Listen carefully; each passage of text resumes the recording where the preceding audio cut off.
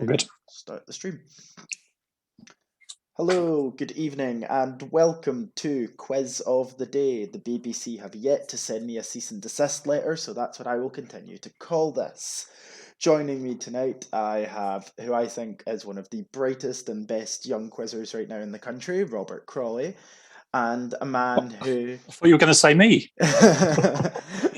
And a man who, you may know him from so many things. If you've seen the Brain of OQL final, you'll know this man. An incredibly talented quizzer, Mr. Phil Small. Thank you so much, both of you, for joining me at this later than hoped for time. Technical issues, quizzes running late, the usual. It wouldn't be OQL if everything ran to time, would it? It would not. So first of all, how are you both this evening? How did you... Well, I guess I should only ask Robert this question since, Phil, you helped set them. How did you enjoy tonight's quiz? Did you find it enjoyable fun? I know you won, Robert. You beat us literally by a 2-to-1 ratio on points. I mean, yeah, we won, and as people who have seen the Facebook will probably know, that has secured us the Division 5 title, which is, I think, the first piece of silverware we as a team have won. So that's very satisfying. Is there a special place in the mantle ready for? There is not. So I will be creating one. So I didn't want to do it too soon. Like jinx it.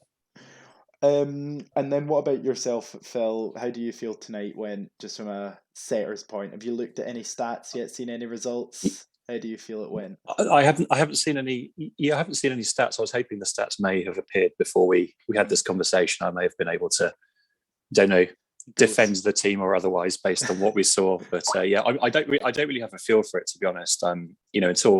Until Mike releases those stats, it's unless you delve into the individual score sheets, which I personally don't. Yeah, hard to tell really. No worries. So I think first of all, what popped out at you from tonight, Robert? Any particular questions? Any particular pairs? Any particular? Well, I'll start with the pair that I personally Bon Jovi'd, which is obviously the Alexandrian mathematicians. Always nice to get pairs on maths, especially if I then know them and don't let my degree down. But I mean, it was just an enjoyable set. A lot of questions on a lot of topics. Yeah, I felt Animal Farm coming up. Yeah, I realizing felt none of us know our very Irish ranged. counties. Yeah, I felt that this was a very ranged, at least in the past few weeks. I don't know why this felt like such a wider quiz that tested such a wider variety of questions, and I don't know why. I can't quite pin it down as to why that is, but it's a great thing. It's a great thing when it tests so many different. One of the things I'd maybe say about that is that the way that OQL is set, I think can, and I don't know if any of the setting team will watch this and they may have words with me afterwards for saying so, but there isn't, the way that it's set is basically week to week. So you have your sort of your high level genres, you have history and geography and sport and so on. And people put in what one person will take each genre each week, and they will set, whatever they've got in the hopper, I guess, for that week. But I think what that means is sometimes you tend to fall back on certain areas of quiz. There's not really a consideration across a whole season about which subgenres you go into, unless somebody says, have we done any economics this season, or have we done any architecture? It's not really being looked at in some other, I think, quiz competitions will look at the whole season and say you must have some architecture and you must have some economics and you must have, world music or whatever else it may be. So I think maybe that's one thing that OQL might want to have a look at for next season, just trying to keep track of the subgenres that we've explored, say, for the first half of the season, and then try to get a bit more variety in it, I think, across the 11 weeks. Yeah, trying to make sure that, I suppose it comes back again. It's a lot easier I imagine it's a lot easier as a question, right, to write about subjects you already know a lot more. Obviously, one of the writing team, I can only speak for Ronnie. I know that he has such a huge data bank of questions that he finds that a lot easy from to kind of pick and pull from and take in. I know that. Yeah, most of them aren't very good, to be fair, but yeah, it's a big data bank.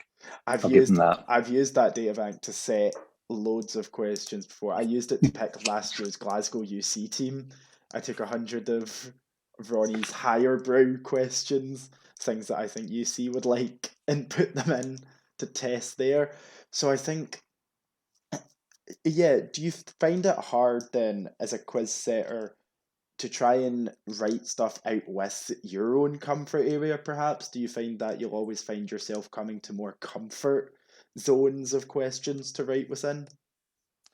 Well, I guess the thing to remember is that everybody is being cycled through the genres. So even people who aren't necessarily into sport, for example. So you've got setters like the Lynch brothers, or you will do next season. Myself, really into sport, really strong, and probably think of questions off the top of our heads. But you won't be setting on sport every week. You'll be setting lifestyle the week after and geography the week after that. So you're kind of forced, at least at a high level, to go everywhere at some point. In the broader sense, I find it more time consuming. It forces me to read more. If I have to set on classical music, I know there are a lot of people out there who are real mavens on classical music, and as much as I listen to it a bit, I'm not. So I think you just have to invest more time reading from more sources and really making sure your question is bulletproof, really. Because if it isn't, you're going to be told about it. Yeah, I suppose so. One of the things you would have to prepare yourself for is that you're gonna no one is ever gonna write a question that's going to appeal to everyone.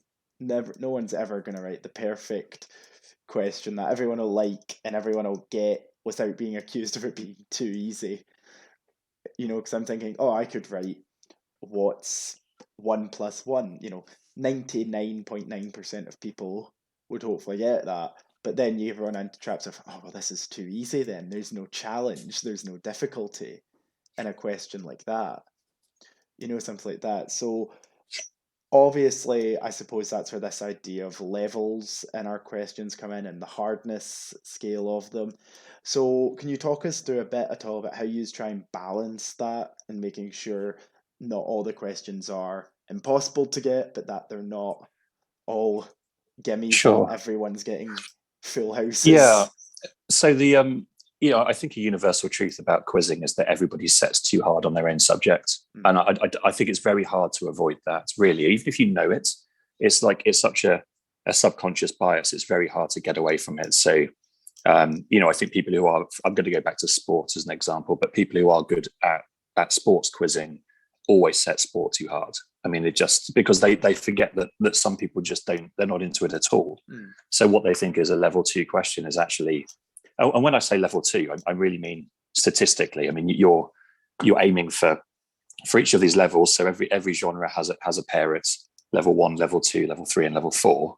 Or what OQL would like to say level 1.5 up to level 3.5, because they try not to set too hard at the top end and not too easy at the lower end. Doesn't always play out like that.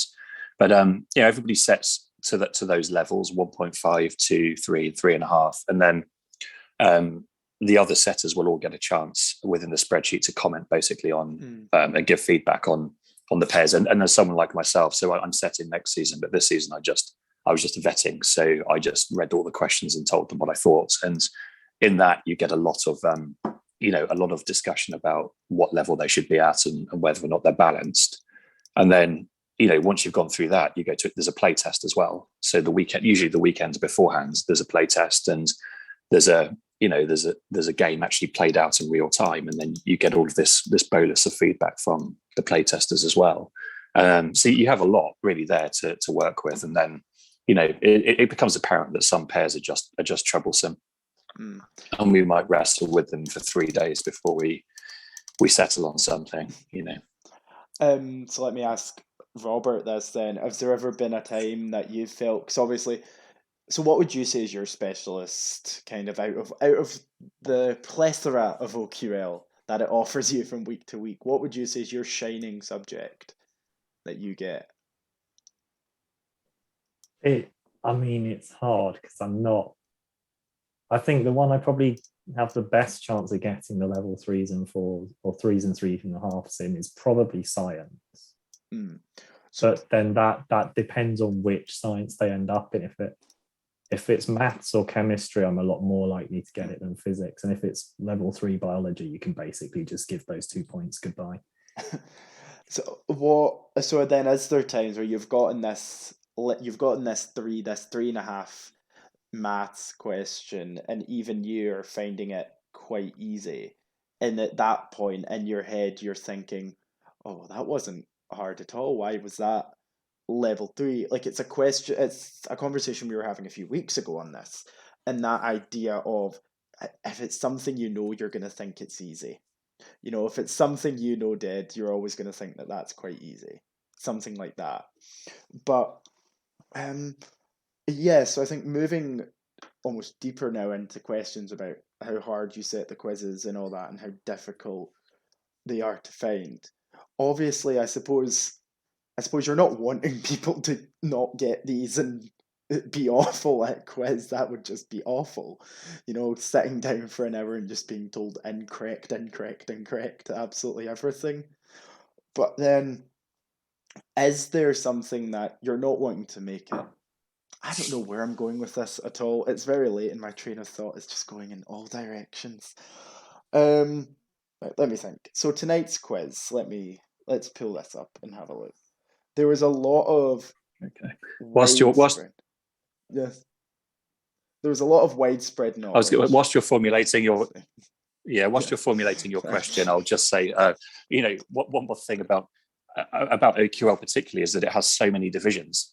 And there's such a broad range of abilities. So you have to accommodate people who are relatively new to quiz, maybe quite casual players, haven't come from any particular quiz backgrounds, all the way up to these, legends of the mind game, like Pat Gibson, Evan Lynch, and whoever else hovers around the top end. And you have to entertain all of them. And you can't just write for the big guns. You can't just think about them, even though it's tempting, because I used to play Division 1 in OQL, and you sort of, that's your angle really, and you're thinking, well, is Pat Gibson going to know this? How's it going to play amongst those guys? But you can't give that any more importance than people who are playing in, I don't even know how many divisions there are, but lower down, who are, as I said, seven, newer, more casual. You can't grind them into the dust by setting relentlessly hard questions. So it is difficult, I think, to try to get something in place that can accommodate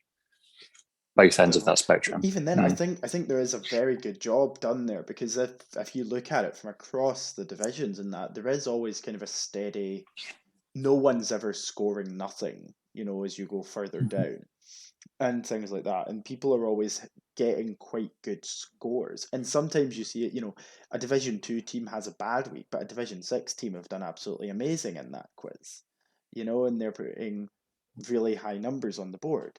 So I think looking at, so 2 TV pairs is what I'll say from tonight. Yeah, so 2 television pairs. The one about British children's TV, rag dolls and puppets in British children's TV, and then the American TV franchises and things like that. So, and I think it's pretty weird. So the British TV one for me was an absolute guess, almost. Somewhere in the back of my head, I'm like, Andy Pandy's a thing? Is this what it is? Why not? We'll say that and hope that it's right. But, I knew Star Trek and MASH just right off the bat. I knew it cold the second it was brought up. And so, is that kind of, are you hoping, this is what I want to say. Is there an inkling or a hope that when a question's being written, not when a quiz is being written, that people will either just know it or they won't, and you try to write those types of questions, or that there's clues in there that people can work out, they can logic their way to an answer that sounds plausible enough that is possibly correct? Well, a bit of both, I'd say. I think at level 1.5, I would say the aim is that nobody really gets those wrong. I mean, I know that that's not always going to be the case, and I've got level 1 questions wrong in other quiz leagues. It happens for whatever reason. But broadly speaking, they're the ones that you really want people to get. 90% of people, you want them to pick it up.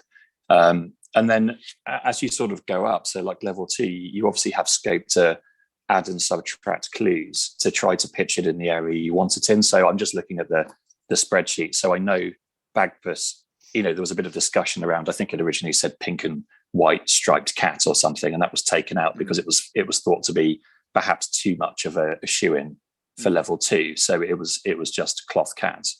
And it's those kind of subtleties, and they're expressed across the entire quiz. We're really talking about even like individual words here and there. Do I take that word out? Do I put it in? What is it going to make? Is it going to help people get closer to it or further away? So in that example, the color of the cat got taken out just for difficulty, really. Yeah, and that's you've reminded me of something else there, and it's bringing me to it. The questions about what was it? The middle rulers of Middle Eastern countries and things like that. Mm-hmm. So it was, blah blah blah blah blah. It means this, blah blah blah blah blah. But it's now used to refer to rulers of Middle Eastern countries. Blah.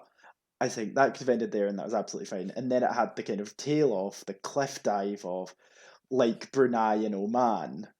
And I think at that point, that's your cliff that this question is jumping off. That's your level 1.5 question that you do really want people to get right. So so you're right. I mean, you could have written that at a higher level by removing some of those clues, but obviously we wanted it at 1.5. So so it's supposed to play, pretty strict. Sometimes those 1.5 sometimes play it.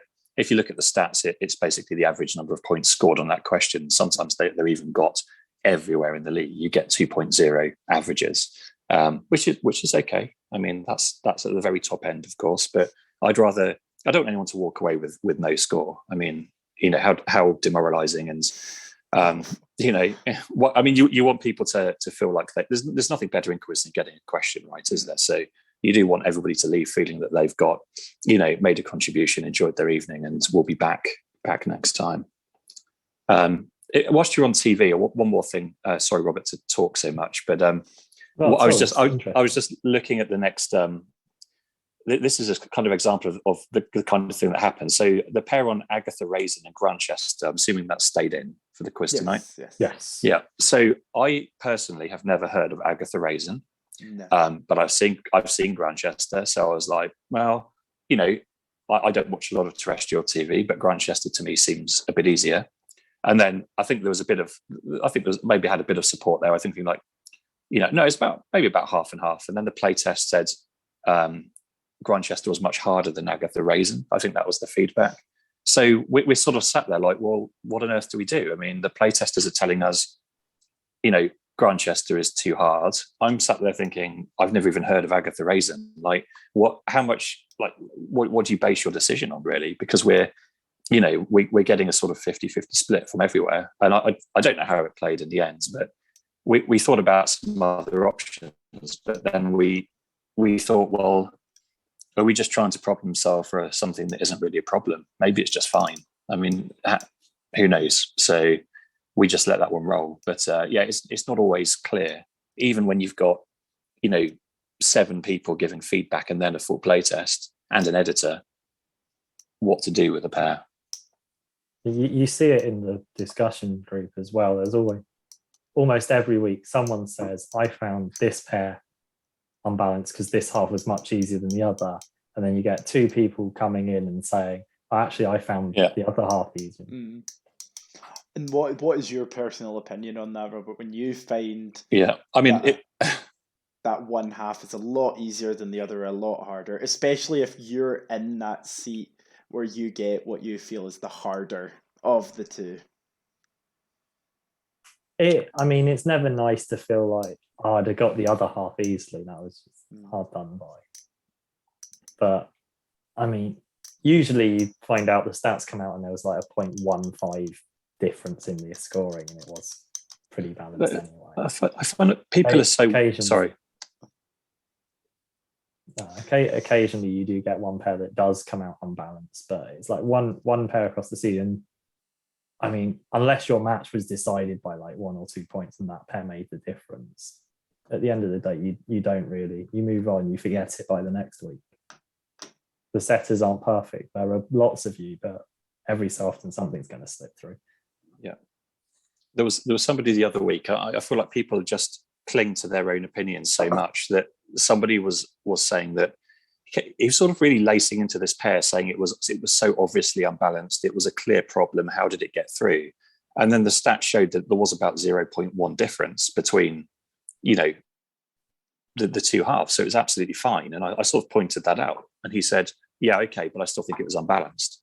You're like, but the stats literally tell you that it wasn't. But you choose to override all of that evidence because you personally think that, there was something in that made it unbalanced, even when you had the evidence put in front of you. So, I don't mind post-quiz discussion. I think it's part and parcel of the enjoyment of quizzing, isn't it? And, telling your hard luck stories and so on. But yeah, I do. I mean, I think perfect balance is obviously impossible, but, I think sometimes people do cling pretty strongly to their own, the prism through which they view these things. You have noticed normally the first people posting, it's never I felt this pair was unbalanced, it's this pair was unbalanced. Yeah. And the stats come out as like, no, it wasn't. Yeah, exactly. Why if set we're yourself talking up like about that? unbalanced pairs, I might as well mention, going back to today, the one pair that I did feel possibly was unbalanced, in my opinion, was the cryptography pair. Caesar versus Vignier. I mean, partly that's because I couldn't remember Vignier and I'm still annoyed. It didn't matter because it didn't come over to our team because Brian pulled it out of absolutely nowhere and it was brilliant. But as someone that's done quite a lot of cryptography, I mean, yeah. But then that's I don't disagree with you. The stats may come out and show everyone's heard of Vignier and what the hell was a Caesar cipher. I'm just looking to see. I just wrote. I had no clue on this. Whereas the Caesar cipher feels much more gettable. So that was my own.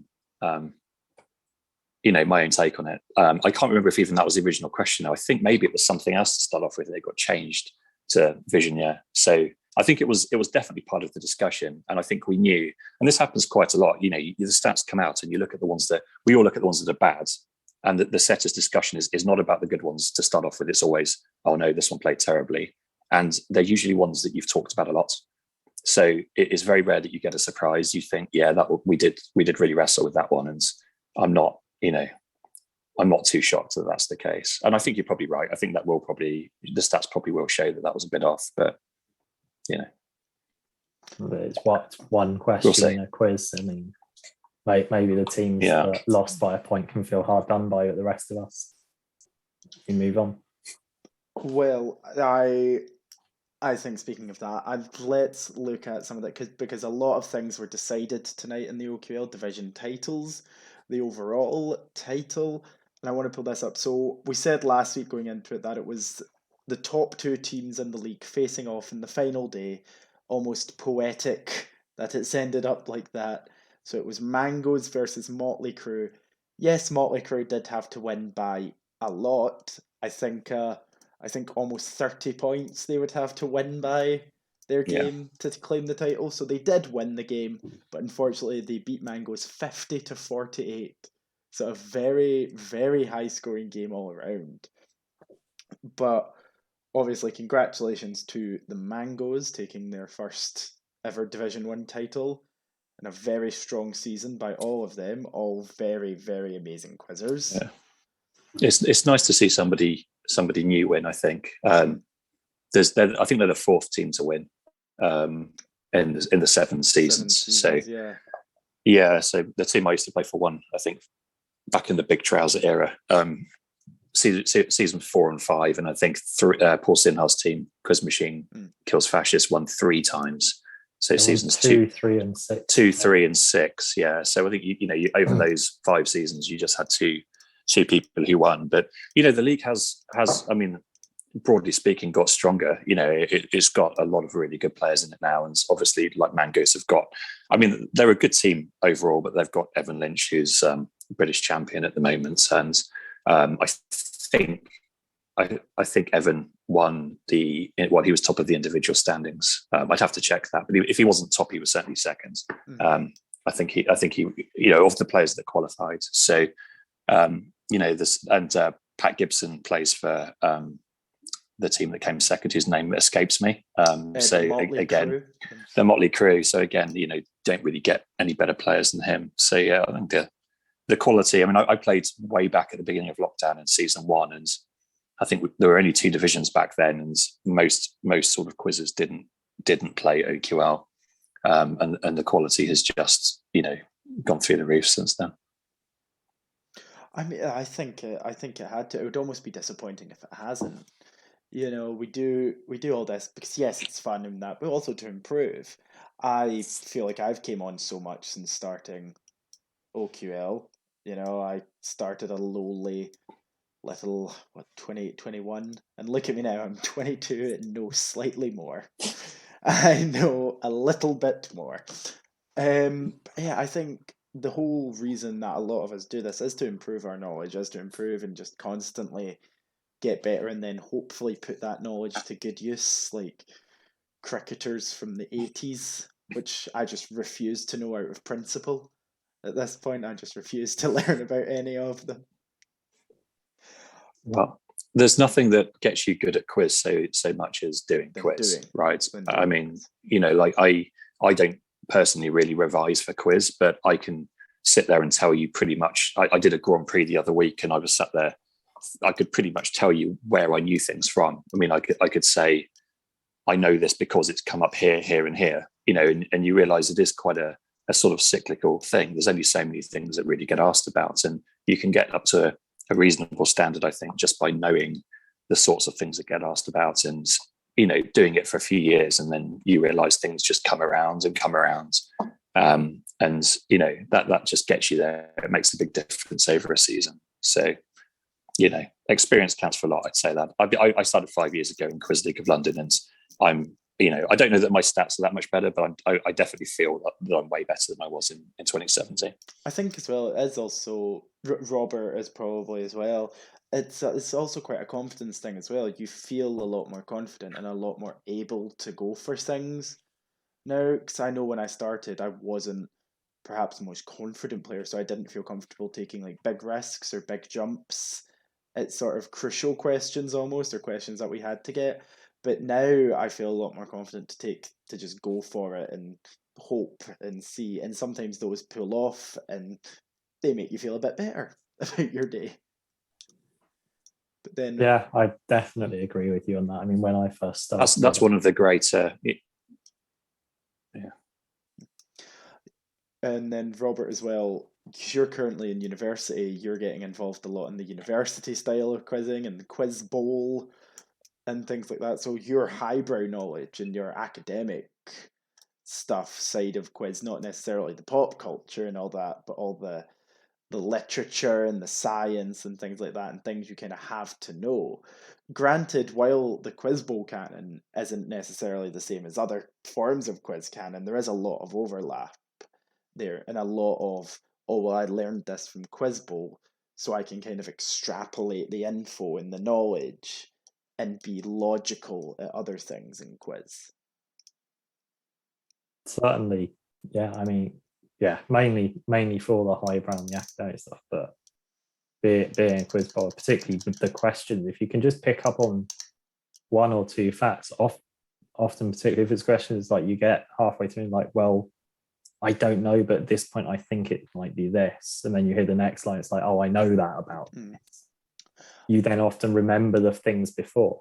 Because it's like, well, I thought this was about this, and then it was. Yeah, and it clicks. Yeah, and I think as well that style of quizzing helps a lot in finding clues in a question, and it helps a lot in recognizing ends to a question, because after doing quiz bowl, which is, people don't know, it's these almost 8-9 lines of text before a final line, which is, for 10 points, name this capital of the UK or something like that, and it will give you really, really obscure clues at the start, and they'll slowly get easier towards the end.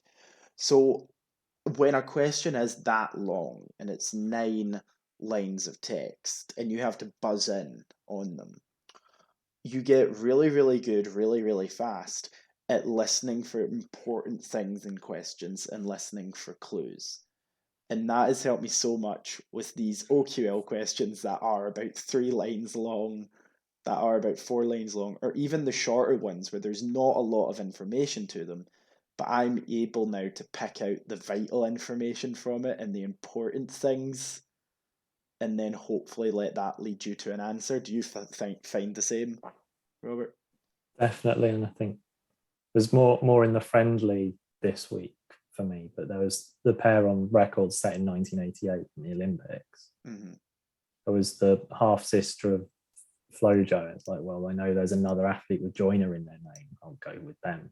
And it was right. But then the thing is, even the long questions like that, that question example is a brilliant example, because that's not a question about like World Olympics and its core. That's not a question about blah blah blah blah blah who set this world record, blah blah blah. At that core, that question is, who is the sister-in-law of Florence Griffith Joyner? That is all you need to know, and that is the vital information from a question that's about 4 lines long. And I think if you're able to disseminate that, you can erase everything else and just answer a question that's in front of you. The other stuff might help, but if you're able to know at its core what it's asking. I agree. Although I also feel you do get questions, and that would be one of them to which I point, where the core of the question is different for different people. Mm-hmm. Some people might have picked up, well, it was set by a US heptathlete, so I'm going to name a US heptathlete. Some people might have picked up, well, I know I'm going to name someone I know set an Olympic record in 1988. Yeah. You can get different people will come at it from different ways and all reach the same answer. Yeah. It's worked out not only what the clues are, but which clues are best for you to go by. Yeah. And is that, Phil, when questions are being set, is that something that a setting team or a question writer is aware of in their questions, if they give so many different ends to a question for people?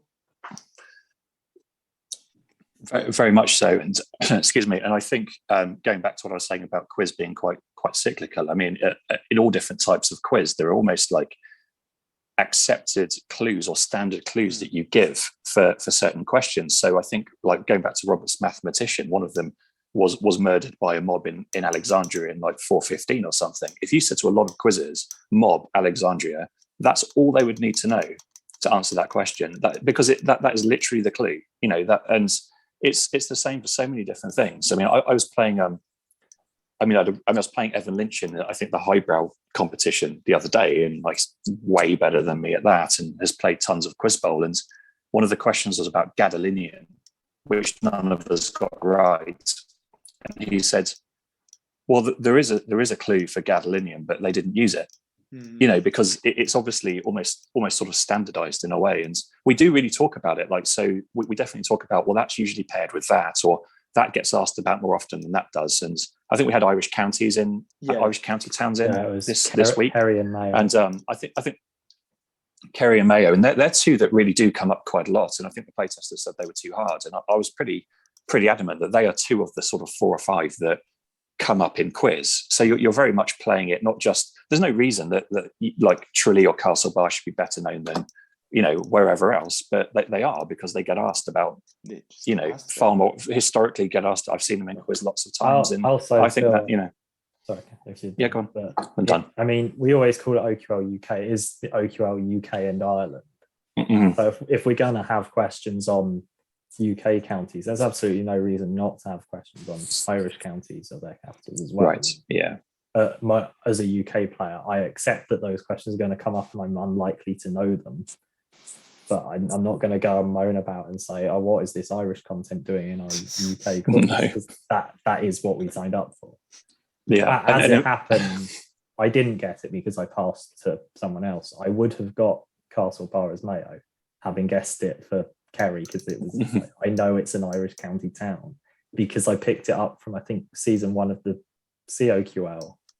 They did people with their surnames replaced by the capital city of that Irish county. They had Simon Castle. Mayo. I see what you mean. Yeah. I get it. Yeah, and we did take that into account as well. So actually, I think in a previous season there was a fairly hard question about either castles in Ireland or about UNESCO World Heritage Sites in Ireland, and we literally banked on the fact that obviously there are a load of really great Irish quizzes who play OQL, and we're like, well, that's going to sort of bump up the average of this question and take it into the right realms of what we want it to be. So, you know, you are thinking about all sorts of things, you know, how often it gets asked, what's it normally paired with, what clues are normally in there. It is like weaving a web, the whole thing, genuinely. Okay, then one more thing before we sign off for this evening, I would like to ask, it's obviously been a very long season, a lot of questions asked, a lot of questions answered. Do you have a favourite question that you were asked this season, or Phil, in your case, that you have set and looked at? I know this is a very on the spot question. I think I personally don't have one, but I think, because honestly, I cannot think right now of one. Not going for the Australian batsman today. Oh yeah, just guessing Smith and having it be completely right. Actually, no, sorry, I will go back. The Netflix baking pair a few weeks ago, the two questions asked about is it cake Oh, yeah. and nailed it. Two shows that I Is- think are absolute fever dreams that I have seen, and never in a million years would have expected a quiz question about them to have come up. But yes, I think that's the type of quiz questions that I have loved this season and just in general. The ones that you think are never going to be asked. The ones that you think, it's so far out there, Mhm. it's pretty niche that no one's ever going to ask about it. I've never seen anywhere mention is it cake other than Netflix and the OQL. you know. So things like that. Robert, anything? Yeah. I think mine, having complained about it extensively about 15 minutes ago, I would probably go for the cryptography pair this evening. It's just, despite the fact that I wouldn't have remembered it had it been necessary, it's something that I've never seen come up before. It's something that I'm interested in and have spent a lot of time with. So it's nice. It is good to see sort of this canon expansion from the Quizly of like no area of knowledge is not worthy of being asked. Phil? No, I agree. I don't have a particular question, but what I will say to close is that I'm setting next season. I wasn't setting this season, as I said, and the team is going to have eight different setters next season. So basically a genre each every week. And one thing I've noticed is that the sort of the diversity of the setting group has really sort of taught me a lesson, I think, over the last season or two, and that any group of setters will produce a better quiz than a single setter. I think that's absolutely true, and I would say to anybody setting, like, no matter how much you might think you're a captain of the brain industry, you do need a lot of different people. You need to have people representing different demographics. Sometimes, I mean, to your question about the questions that I've liked, sometimes, say, one of the female setters has put something at level 4, and I've just gone, what on earth is that? Like, I've never heard of it. It's no one's going to get it right, and it goes in, and of course they do, and it plays at like 0.4, 0.5, and loads of people do know it, because not everybody is me with my life experience, and other people do just know a lot of other stuff. So, although there's nothing in particular, I think those ones where they've played really well, but they've been things that I really didn't know. They've played well from different demographics. I think it's been quite eye-opening for me to sort of sit there and watch that over the last couple of seasons. Well, pick you up on that. I think that what you said, not everybody is me, is possibly one of the best mottos you can have, both particularly for quiz setting, but even just in quiz in general. Everyone has different knowledge. Everyone has acquired the same piece of knowledge in different ways. And so, yeah, you might not get something, but other people are going to know that. Just remembering that. And also remembering, I think this is level 2 because I've grown up with it. Not everyone has. Great. I think it's just a good motto for life to end on. Not everyone is me. But yeah, all that remains for me to say is thank you to my guests, Robert and Phil, for your time this late hour in the day. Thank you to everyone who is still watching, if you are. And we will be back next season. Thank you so much for your time. Good night.